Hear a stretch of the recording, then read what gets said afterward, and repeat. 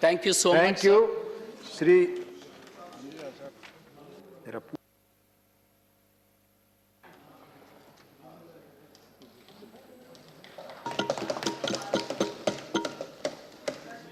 मैं आपका आभारी हूं मान्यवर। आपने इस महत्वपूर्ण विषय पर चर्चा के लिए मुझे अवसर दिया। श्रीमान, ये भारत एक ऐसा देश है जो निश्चित रूप से कहा जाता है कि पर्यटन और सांस्कृतिक दृष्टि से बहुत महत्वपूर्ण रहा है और यहाँ की संस्कृति पूरे विश्व में मार्ग भी दिखाने का काम की है। आज स्थिति ये है कि हमारे देश में आध्यात्मिक पहचान बनाई है।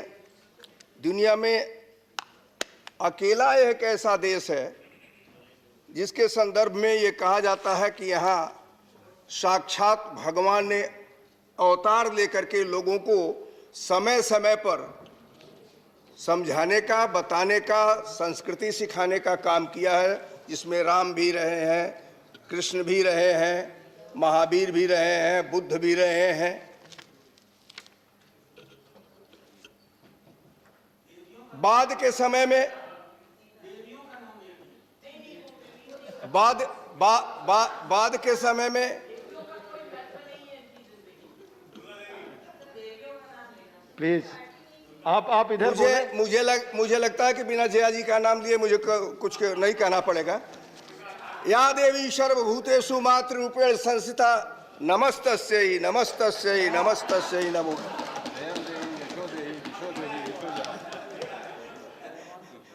देवी प्रपन्नार्त्यरे प्रसीद प्रसीद मातुर्जगतोऽखिलस्य प्रसीद विश्वेश्वरवायु तुमेश्वरी देवी चराचरस्य। पंडित जी को प्रोवोक करेंगे, पंडित जी तो पूरा पाठ पढ़ाएंगे। श्रीमान, आज मैं आदरणीय प्रधानमंत्री जी को इसके लिए बधाई दूंगा कि उन्होंने इस तरह से इस देश को रखा है। और मैं अपने माननीय मंत्री प्रहलाद पटेल जी को भी कहना चाहूंगा कि आज 18 और 19 में टूरिज्म में भारत का जो पूरी टोटल जीडीपी है उसमें 5% का योगदान है। 13% यह रोजगार उत्पन्न करता है। 2014 में जब आदरणीय नरेंद्र मोदी जी की सरकार आई थी तो टूरिज्म में हम 65वें स्थान पर थे। आज 2019 में ही हम 34वें स्थान पर पहुंच गए हैं।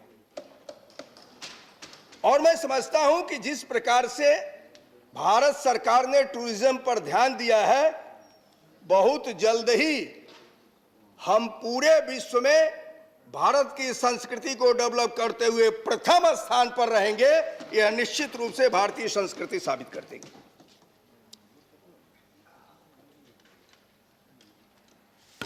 श्रीमान, पिछले 5 वर्षों में पर्यटन के क्षेत्र में हमारा बजट भी बढ़ा है। 2021-22 के बजट में 2026.77 करोड़ रुपए का है, ये एलोकेशन है। 2020-21 में अगर दोनों की तुलना करें तो 2020-21 में 1260 करोड़ का था। 61% की वृद्धि इस बजट में भारत सरकार ने किया है। यह एक अद्भुत काम हुआ है जो पर्यटन के क्षेत्र में लोगों को ये जो है भारत की तरफ आकर्षित करने के लिए 950 करोड़ रुपए का पर्यटन में ढांचागत सुधारों के लिए दिया गया है। इंफ्रास्ट्रक्चर में सुधार होने से देश तथा विदेश के पर्यटकों को काफी फायदा होगा और वो भारत की तरफ आकर्षित होकर के आएंगे भी। जब से ये सरकार आई मान्यवर, तो पर्यटन को बढ़ावा देने के लिए एयर कनेक्टिविटी, और माननीय हमारे रेल मंत्री जी यहाँ बैठे हुए हैं, इन्होंने कई प्रकार की ऐसी रेल की कनेक्टिविटी किया कि लोग जगह जगह जाकर के तीर्थाटन कर रहे हैं, पूरी की पूरी गाड़ी भरी हुई जा रही है। इस प्रकार की कनेक्टिविटी जो है यहाँ डेवलप हुई है। टूरिज्म एक ऐसा सेक्टर है मान्यवर, जिसमें गरीब से लेकर के अमीर तक अगर देखा जाए तो बड़े बड़े लोग भी इसमें लगे हुए हैं, इससे लाभ प्राप्त कर रहे हैं। वहीं स्थानीय स्तर पर स्थानीय छोटे छोटे लोग भी इस टूरिज्म से जुट कर करके अपने परिवार को पूरी तौर पर चला रहे हैं, उनका पालन पोषण कर रहे हैं। श्रीमान, मैं समझता हूं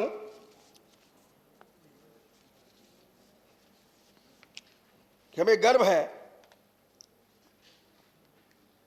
कि अभी कोविड बीता है, पूरा संसार इससे परेशान हो गया था, लेकिन उसके बावजूद भी पूरे सदन को इस बात की सराहना करनी चाहिए कि आदरणीय प्रधानमंत्री नरेंद्र मोदी जी ने जिस प्रकार से त्वरित गति से कार्यवाही किया कि आज भारत उससे उबर चुका है और दूसरे देशों से भी लोग वहां अपने को कोविड से भी बचाने के लिए भारत आकर करके टूरिज्म को बढ़ावा दे रहे हैं। यह हमारी सबसे बड़ी उपलब्धि रही है, जो हमारे वैज्ञानिकों ने, हमारे प्रधानमंत्री ने करके दिखाया, जिसकी चर्चा पूरे विश्व में हो रही है। मनोहर, हम ये कह सकते हैं कि उत्तर प्रदेश टूरिज्म का एक बहुत बड़ा सेंटर है। जल्द ही आप लोगों ने यह देखा होगा कि श्री राम मंदिर का शिलान्यास भी हुआ, और उस श्री राम मंदिर के शिलान्यास से आपको लगा होगा कि पूरी दुनिया में इसकी चर्चा हुई।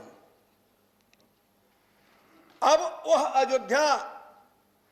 अयोध्या नहीं रही जिसके लिए लोग कहते थे कि कभी यह स्थापित तो हो गया है, माता सीता के द्वारा कर दिया गया है। अब उसका वैभव बढ़ रहा है, उसकी आत्मा पूरी तौर पर लोगों को आमंत्रित कर रही है कि आओ राम से जुड़ो। जिस तुलसीदास जी ने अपने एक रामायण के आधार पर पूरे सबको जोड़ने का काम किया, आज उस राम की पूरी संकल्पना को मंदिर में वहां आकर के आकार लेने की दृष्टि से जो भारत के यशस्वी प्रधानमंत्री श्री नरेंद्र मोदी जी ने जाकर के शिलान्यास किया, अब वह धीरे धीरे धरातल पर रूप भी ले रहा है। श्रीमान, प्लीज बैठकर आपस में बात ना करें। शायद आप लोगों ने इसको सुना नहीं होगा, ध्यान भी नहीं दिया बैठ करके होगा। आपस में बात ना करें और ना चेयर से टिप्पणी करें, प्लीज।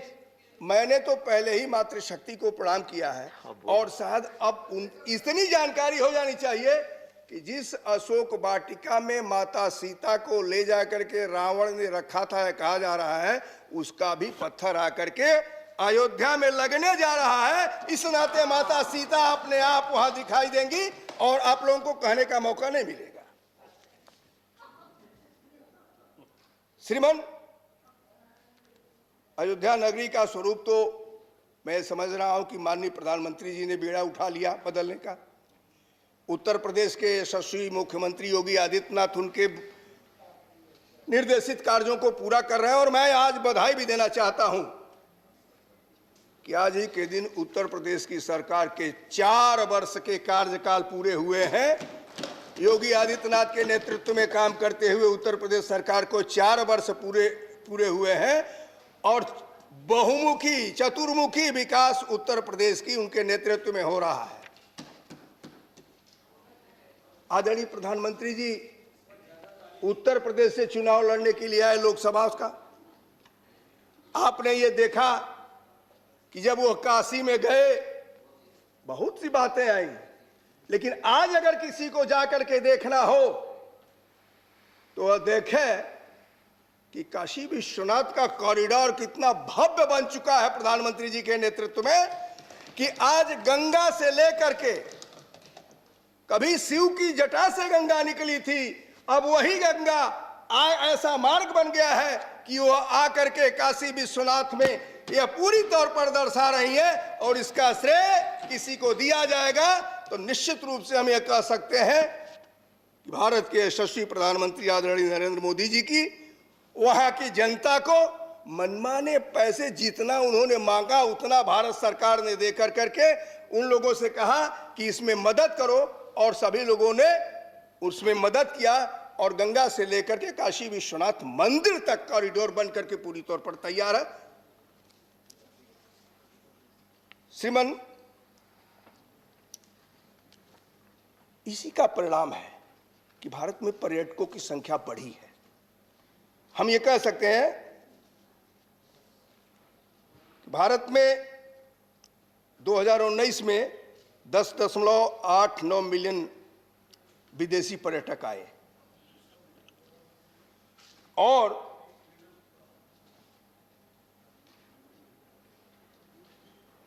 भारतीय जो पर्यटक के रूप में रहे वो तो रहे ही, इसमें 2,10,981 करोड़ रुपए की विदेशी मुद्रा हमको प्राप्त हुई पर्यटन से 19 में। घरेलू पर्यटकों की संख्या 1,854.9 मिलियन थी।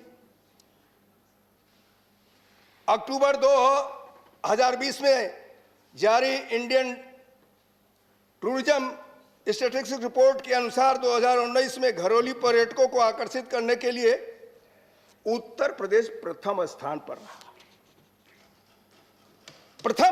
रहा, जबकि विदेशी पर्यटकों को आकर्षित करने के लिए उत्तर प्रदेश तृतीय स्थान पर रहा। अब जब राम मंदिर बन गया, काशी विश्वनाथ कॉरिडोर बन गया, तो मुझे लगता है, मैं उत्तर प्रदेश का रहने वाला हूं, तो स्वाभाविक रूप से वह आकर्षण और बढ़ेगा और हो सकता है कि वह 3 नंबर से घट के 2 नंबर पर, 1 नंबर पर, इस पर भी आकर के खड़ा हो सकता है। इस संदर्भ में संपूर्ण भारत में 23.1% का हिस्सा उत्तर प्रदेश का है। जब कोरोना के समय में सब लोग घर बैठ करके परेशान हो गए थे, तो भी हमारे यहाँ इस प्रकार की व्यवस्था हो रही थी कि लोग बाहर जाए, व्यवस्था की गई। आज गोवा हुआ, केरला हुआ, वहां भी भारी संख्या में लोग जा रहे हैं और जाकर करके जो वहां पर्यटन को बढ़ावा दे रहे हैं। जम्मू कश्मीर जी, जम्मू कश्मीर में लोग जाने से डरते थे। 370 खत्म हो गया, वहां की स्थिति बदली और आज विदेशी लोग आ करके जम्मू कश्मीर को देखना चाहते हैं कि आखिर वह जम्मू कश्मीर क्या हो गया था।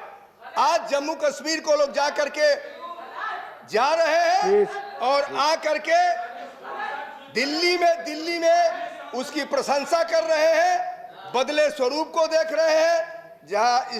जहां गोलियां चला करती थी, आज वहां केसर की क्यारियां महक रही हैं। आप भी महकिए, हम इस सदन में आप लोगों को भी आमंत्रित करते हैं, महकने के लिए तैयार हो जाइए।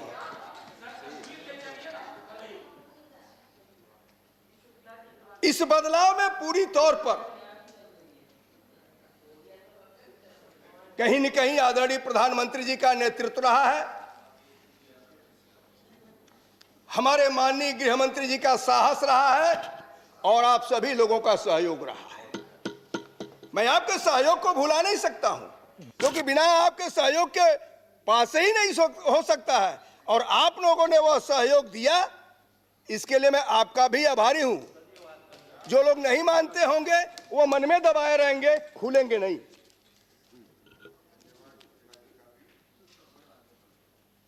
मान्यवर, भारत में अनेक बातें होंगी, प्रदेशों को अगर देखा जाए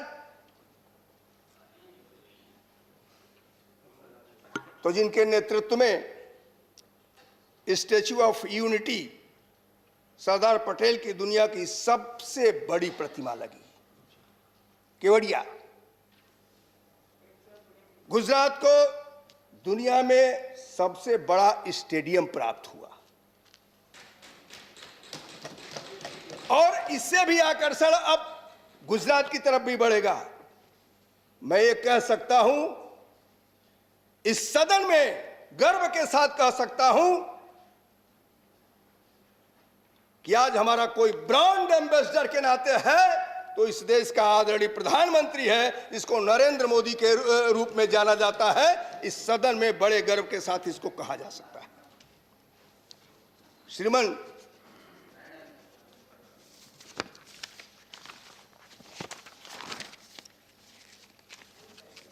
हमारे यहां अनेक तीर्थ हैं, श्री बद्रीनाथ, श्री केदारनाथ, गंगोत्री, यमुनोत्री, हेमकुंड साहब, गुजरात का सोमनाथ, द्वारिका, उड़ीसा का जगन्नाथ मंदिर, कोणार्क सूर्य मंदिर, चिल्का झील, दक्षिण का रामेश्वरम, कन्याकुमारी, तिरुपति बालाजी, महाराष्ट्र का साईं मंदिर, असम का कामाख्या मंदिर, झारखंड का देवघर, वाराणसी का सारनाथ, सारनाथ, काशी विश्वनाथ, विंध्याचल मंदिर, गया का प्लीज आपस में बैठकर बात न करें प्लीज, और बंगाल प्लीज का बैठकर टिप्पणी न करें प्लीज, और बंगाल का तारकेश्वर नाथ और काली मंदिर, बंगाल का तारकेश्वर नाथ और काली मंदिर, यह भी दर्शनीय है। Please please Tarkeshwar Nath, please बैठकर आपस में बात न करें प्लीज। यह भी दर्शनीय है। आप इधर चेयर पे हमको ये नहीं कह रहे हैं मालूम, हमने तो, इस देश ने तो सूफी संतों को जन्म दिया है।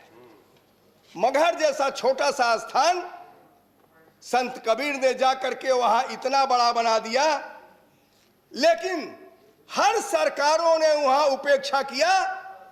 मैं इसके लिए धन्यवाद देना चाहूंगा कि हमारे बगल का वह स्थान है, आदरणीय प्रधानमंत्री श्री नरेंद्र मोदी जी ने पहली बार कबीर के स्थल पर मगहर जाकर करके उसका उत्थान किया, उसका जीर्णोद्धार किया, और कबीर को किसी ने अगर बताने का काम किया समाज में तो आदरणीय नरेंद्र मोदी जी है।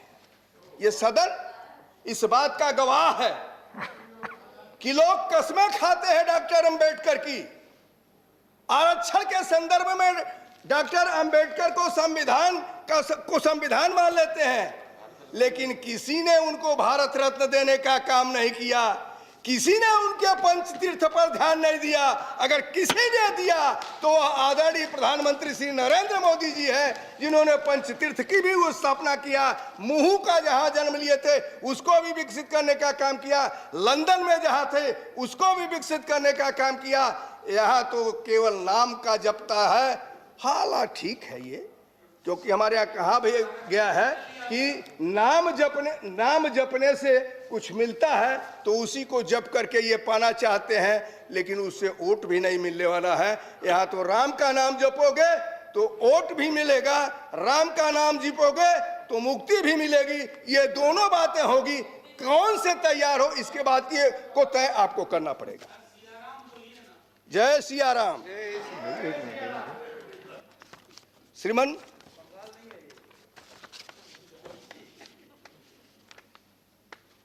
सचमुच ये है कि पर्यटन के क्षेत्र में भारत ने अपना एक अद्भुत स्थान प्राप्त किया है, और उसी का परिणाम है कि हम दिन प्रतिदिन इसको विकसित करते चले जा रहे हैं। मैं इसके लिए माननीय मंत्री जी को धन्यवाद दूंगा कि किस प्रकार से यह आगे जाकर के बढ़ करके संस्कृति और पर्यटन इन दोनों को एकाकार करके भारत को विकास की तरफ ले जा रहे हैं। भारत को विकास की तरफ ले जा रहे हैं और भारतीय मुद्रा कर रहे हैं, दे रहे हैं। श्रीमान, दक्षिण भारत से लेकर के उत्तर भारत के ऐसे अनगिनत मंदिर जिनका इतिहास हजारों साल का है। यही कांचीपुरम के मंदिर चिदम्बरम मंदिर, अरुणाचलेश्वर मंदिर, बेलूर तिरुपति पट्टा है, हाँ, पट्टादकल मंदिर, ये सब मंदिर हैं। यही बटेश्वर है मान्यवर, जहां आदरणीय प्रधानमंत्री श्री अटल बिहारी वाजपेयी जी थे, उनका जन्म स्थान था। इस विषय को मैंने यहाँ भी उठाया था। मैं माननीय मंत्री जी यहाँ मध्य प्रदेश के रहने वाले भी हैं, मैं इनसे जरूर इस बात का आग्रह करूंगा कि उस पर ध्यान दिया जाए। 200 मंदिरों का समूह है, 264 योगिनियों का केंद्र अगर माना जाता है तो बटेश्वर को माना जाता है। मेरा यह मानना होगा, मैं प्रार्थना होगा माननीय मंत्री जी से कि उस मंदिर को विकसित करेंगे तो बहुत बड़ा पर्यटन का स्थल बन सकता है। न जाने कितनी मुद्राएं आपको आ सकती हैं, उसको प्रचार और प्रचार करने की जरूरत है। एक बात मैं कह करके अपनी बात को निश्चित ही पूरा करूंगा कि अन्य सरकारों के द्वारा जिस प्रकार से पर्यटन को बढ़ावा देने के लिए विचार व्यक्त किया जाता है, चाहे वह आगरा का ताजमहल हो, चाहे वह अजमेर का सूफी स्थल हो, चाहे दरगाह, चाहे वह फतेहपुर सीकरी हो, इस सबको कहीं न कहीं योजनाबद्ध तरीके से प्रसारित करना चाहिए। भारत की संस्कृति को बढ़ावा देने के लिए अगर हम इसको विज्ञापित करेंगे तो भारत कोई कारण नहीं बनता है कि प्रथम नंबर पर ना आ जाए। इस नाते मैं आज माननीय मंत्री जी के इस डिस्कशन में अपनी बात को पूरी करता हूं। बहुत बहुत धन्यवाद। Thank you, Pratap Shukla ji. Now